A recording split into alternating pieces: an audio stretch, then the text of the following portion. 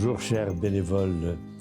Alors aujourd'hui, les vidéos d'Albatros en Montérégie vont faire avec une invitée une petite incursion dans un domaine qu'on ne peut pas contrôler. Pourquoi? Parce que dans chacun de nous, voyez-vous, il y a des espaces qui sont conscients, puis des espaces très larges qui sont inconscients, probablement infiniment plus larges qu'on ne pense. Et de ces espaces-là, qui nous habitent constamment, nous viennent quelquefois des messages. Ces messages ne sont pas toujours faciles à comprendre. Quelquefois, ils sont sous forme de rêves. L'émission d'aujourd'hui est sur les rêves en fin de vie. Et j'ai le plaisir d'accueillir pour vous Monique Seguin. Monique, je la connais depuis très longtemps. Elle a été d'abord infirmière auxiliaire en psychiatrie pendant une vingtaine d'années. Vous avez côtoyé la santé mentale, c'est aussi côtoyer ces espaces qu'on ne contrôle pas et où plein de choses se passent.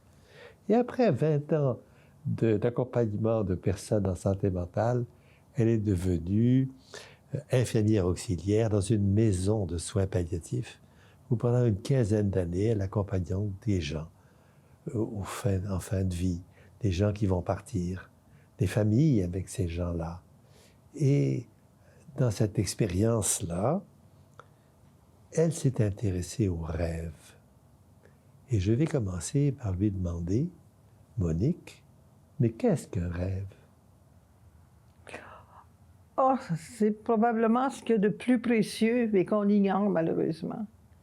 C'est des messagers de la nuit souvent, mais on reçoit des... il faut y porter attention. Il y avait une phrase que j'ai entendue, j'étais dans la vingtaine à ce moment-là, au début de la vingtaine, et j'avais entendu un professeur d'université qui disait « Avoir un rêve et ne pas en prendre soin, c'est comme recevoir la lettre d'un ami et de ne pas prendre le temps de la lire. » Et à partir de ce moment-là, c'est venu changer ma perspective des rêves à ce moment-là.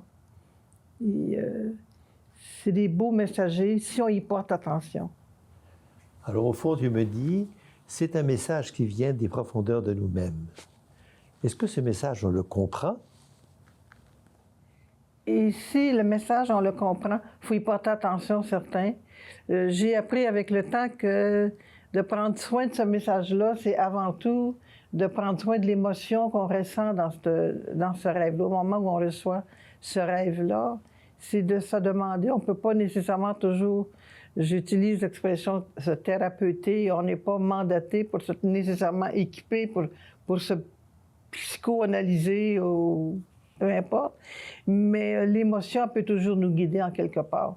Et c'est à partir de ce moment-là, moi, que j'ai commencé à vraiment m'intéresser à mes rêves, à partir de l'émotion. Alors, c'était un peu mon espèce de psychothérapie à moi, là. Alors... Ce que tu me dis, au fond, c'est que de l'intérieur de moi surgit un message. Ce message n'est pas toujours parfaitement clair. Exact. Je suis celui qui a créé le message et je suis celui à qui il parle aussi. Et donc, durant tes années auprès des soins palliatifs, tu as vu des malades rêver. Est-ce qu'ils te racontaient leurs rêves? Ils me les racontaient à partir du moment que j'osais leur demander la question. Quand j'ai commencé en soins PAL, c'était en 2002, et j'avais demandé, c'était à la maison des soins palliatifs de Crooklyn, de Teresa Delard, qui maintenant s'appelle la maison Teresa Delard. Et j'avais informé, dès mon arrivée, j'avais demandé à Teresa, je l'avais informé de dire que j'étais intéressée à connaître à quoi ça pouvait ressembler. Être une personne en fin de vie peut continuer à rêver, à quoi ça peut ressembler, son scénario de rêve. Parce que finalement, la fin de vie, c'est quand même un événement dans notre vie qui est assez prenant. Assez prenant. Alors, Teresa était quand même assez de cette optique-là. Alors, j'avais l'autorisation. Elle savait très bien que j'étais pour m'intéresser aux rêves des patients. Raconte-moi un rêve. Oui, mais le premier rêve qui m'a vraiment allumé, J'étais pas en soins PAL à ce moment-là. Je travaillais encore... Non, mais je travaillais encore en psychiatrie. Et j'accompagnais quelqu'un qui était de ma famille. Et à ce moment-là, j'avais été la visiter. Je savais que... On était en avril 2002, alors ça remonte aussi loin que ça. On était en avril 2002 et je savais qu'elle avait quand même un diagnostic qui était important. Et cette journée-là, je l'ai visitée. C'est la première histoire. Là, je constate que c'est quasiment un héritage qu'elle m'a laissé. Et j'avais été la visiter. J'étais seule avec elle. Et je lui demande simplement, est-ce que ça vous arrive de rêver? C'est le rêve de Mme Juliette qui fait encore son chemin après 20 ans. Et elle me dit oui. Et j'étais la première surprise parce que je ne m'attendais pas à ce qu'elle me réponde aussi simplement. Alors, je lui demandais, est-ce que vous pouvez me raconter votre rêve? Voulez-vous me le raconter? Et elle me raconte le rêve elle dit, je suis debout dans un autobus jaune, je regarde par la fenêtre, puis je me demande, je vais-tu savoir quand débarquer? Y a-t-il quelqu'un qui va me le dire? C'était aussi simple que ça. Et elle était très à l'aise de me le raconter. Et ça me surprenait parce que c'est une femme qui était très discrète, mais elle me racontait son rêve. Et j'ai juste eu le temps de lui demander comment vous vous sentiez. C'était par intuition parce que j'avais pas de référence ailleurs que d'être sur le moment présent, là, tu sais. Alors, je lui ai demandé comment elle se sentait. Et elle me dit, bien, je me sens bien, je suis correcte, je me sens bien, puis elle me souriait. Et quelqu'un nous a interrompus à ce moment-là. Quelqu'un est arrivé, puis la conversation, je l'ai arrêtée là. Et je suis repartie, et je me disais, oh, j'ai pas été jusqu'au bout, j'aurais bien dû poser des questions. Mais j'avais suivi de la formation avec Nicole Gratton à ce moment-là, et j'étais complètement en dehors de ce que j'avais appris. Et à ce moment-là, je m'en allais, et tout à coup, j'ai comme eu une espèce d'électrochoc où j'ai dit, ben oui, mais elle m'a donné tout ce qui était l'essentiel. J'avais pas besoin, moi, d'essayer de décortiquer davantage. Elle était capable de me raconter son scénario, qui parlait quand même assez fort. Les vitres étaient claires, elle voyait bien. Elle se posait des questions qu'elle était capable de nommer. Je suis quelqu'un en voyage, je ne sais pas où je vais, je ne sais pas quand je vais descendre. J'abrite une question profonde et pourtant, elle n'est pas traumatique pour moi. Je ne me sens pas oppressé là-dedans, je me sens juste dans l'incertitude. Voilà donc un message, et ce message, ce rêve, appartient à Juliette. Absolument. Mais Juliette a souhaité vous en faire part. Oui. Et vous avez entendu cette question d'incertitude qui provient de ce rêve. Oui. Quelque chose en Juliette lui disait, « Sais-tu où tu vas? Et sais-tu quand tu vas sortir de l'autobus? » Hein? Y a-t-il quelqu'un qui va me le dire? Alors, c'est probablement des questions qu'elle se posait. Oui. Elle avait sa famille, elle était très bien entourée. Et ça, c'était en avril 2002. Elle est décédée en juillet 2002. Alors, ça a donné du temps. Moi, ça m'a fait réfléchir encore beaucoup. Et de juillet 2002, j'ai été embauchée à la maison des soins PAL avec des soins palliatifs à Kirkland, où est-ce que j'étais. Et c'était en octobre 2002. Alors, en peu de temps, là, c'est venu comme influencer ma carrière parce que après ça, j'ai intégré ça. Teresa était au courant et j'ai fait mon bout de chemin avec ça pendant 18 ans. Là, D'accord. Alors, tout à coup, vous vous êtes éveillé au fait que les rêves parlent de nous, à nous et aux autres, si on les raconte, mais ils parlent de nous, ça vient de nous, et ça véhicule, et ça peut véhiculer tout un panel, soit d'émotions, soit de compréhension, soit de quête. Est-ce que vous avez entendu, au cours de ces 15 années de soins PAL, d'autres rêves qui font référence de façon indirecte à cette aventure de la fin de la vie? C'est étonnant parce que, comme on dit, c'est ça, il n'y a pas deux rêves qui se ressemblent, mais le rêve appartient au rêveur. Le rêve appartient au rêveur. Alors, le scénario, selon ma perception, appartient là où la personne se situe dans son vécu. Alors, ça devient pour nous, je suis bénévole pour Albatros depuis 2016, là, et à partir de ce moment-là, je trouvais que c'était un très bel outil d'accompagnement. Donnez-moi 2-3 exemples de rêves. Est-ce qu'on peut rester jusqu'à 2 heures l'après-midi? Non, mais 2-3 exemples rapides. Comme Mme Juliette, en 2 minutes, on a compris. C'est beaucoup de rêves qui ont aidé des familles à préparer. Autant les scénarios peuvent être bizarres, autant c'est des rêves qui éventuellement sont venus aider les familles à se préparer au décès. Racontez-en 2 ou 3. Oui. Il y en a un qui m'a particulièrement impressionné. C'est le rêve d'une dame qui physiquement était encore assez alerte. Et un après-midi, je rentre dans la chambre. Je travaillais de soir, moi. Et alors, un après-midi, je rentre dans la chambre et elle s'est réveillée comme je rentre dans la chambre. Et elle me connaissait. Et son époux et sa fille étaient au chevet de la dame. Et en se réveillant, la dame me dit je viens de rêver. Fait que moi, j'étais curieuse. J'ai dit, oui, ça ressemble à quoi votre rêve? Voulez-vous me raconter votre rêve? Et elle me raconte qu'elle est au volant d'une... je le dirai pas, au volant d'une Porsche. Elle était au volant d'une Porsche, elle a conduit à 250 km/h, elle était sur l'autobahn en Allemagne. Et son gendre était assis à l'arrière de la voiture, sur le banc, le siège arrière. Mais c'est elle qui conduit. Et je lui demande simplement comment elle se sent dans ça, parce qu'on s'en va vite à 250 km. Et elle dit, bien, je suis très bien. Mais ce qui était assez intriguant, c'est comment est-ce que le rêve était préparatif, parce que préparer la famille parce que l'époux et leur fille étaient au chevet, étaient là.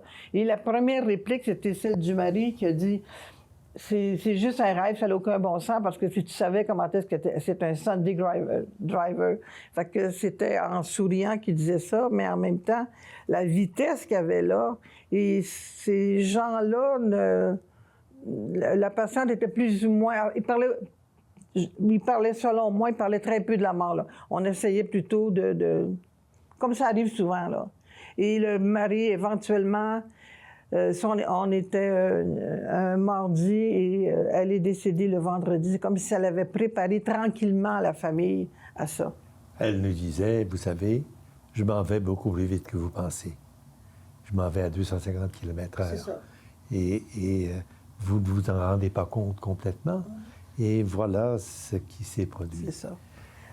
C'est des rêves qui viennent préparer. Et moi, pour moi, c'était la générosité de cette femme-là, de cette mère-là, d'avoir ce message-là, d'être capable de préparer encore à la dernière minute, de préparer la famille à dire, bien, c'est là qu'on est rendu. Chers bénévoles, vous voyez, Monique vient de nous dire, écoutez ce qui sort de leurs rêves. Demandez-vous s'ils ont peur, s'ils sont à l'aise. Et s'ils ont peur, s'ils ne sont pas à l'aise, peut-être que c'est le moment de les laisser parler de ce qui les fait vivre, ce qui suscite ce rêve. Respectez que le rêve appartient au rêveur.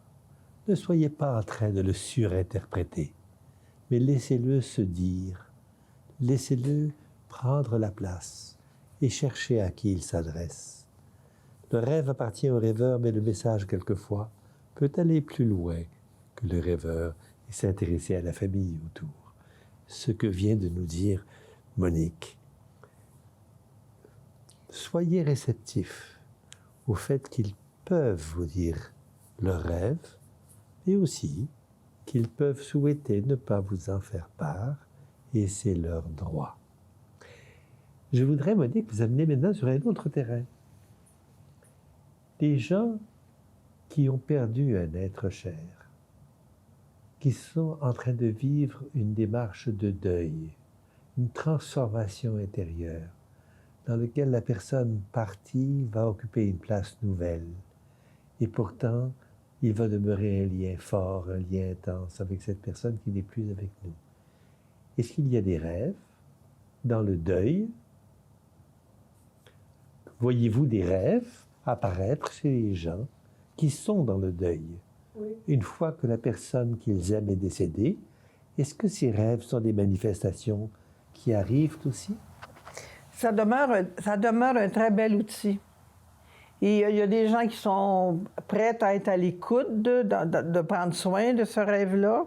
Et il y en a d'autres pour qui bien, ça demeure comme anodin, là. Mais j'ai en tête, oui, j'ai en tête comme une dame qui, tout le temps que son mari était malade, elle se disait toujours qu'il était pour s'en sortir finalement. Et à un moment donné, elle a fait un rêve que elle pleurait. Elle pleurait dans son rêve. Elle pleurait énormément. Puis elle disait, il y avait tellement d'eau que ça passait en dessous de la porte. Elle était chez elle, mais son mari était déjà à la résidence où j'étais. Et ce soir-là, quand elle m'a rencontrée, elle m'a dit, ben bon, elle me raconte son rêve. Et elle me dit, tu sais, c'est la première fois que je pleure depuis longtemps. Et j'ai compris que mon mari est en train de décéder. Alors, elle-même, ça l'a préparé. Alors, c'est précieux. Puis pour nous, pour les bénévoles, il ne s'agit absolument pas de psychanalyser. Vous l'avez dit tantôt. Il ne s'agit pas de thérapeuter, comme je dis. Mais si on est capable d'écouter, déjà donner de l'écoute à ces personnes-là, c'est déjà quelque chose parce qu'on ne juge pas. Il n'y a pas un rêve qui se ressemble.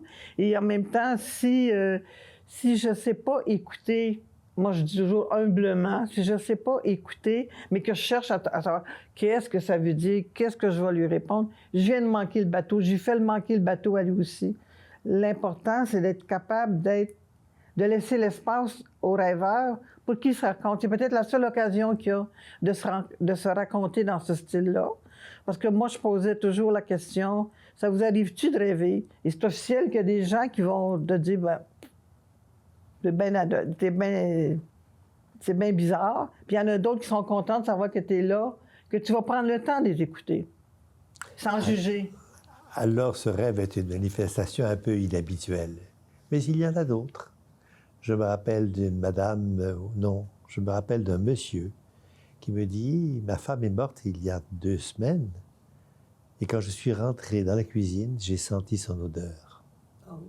Quelque chose s'est réveillé en lui qui, clairement pour lui, fait référence à la présence un peu mystérieuse de son épouse qui n'est plus avec nous.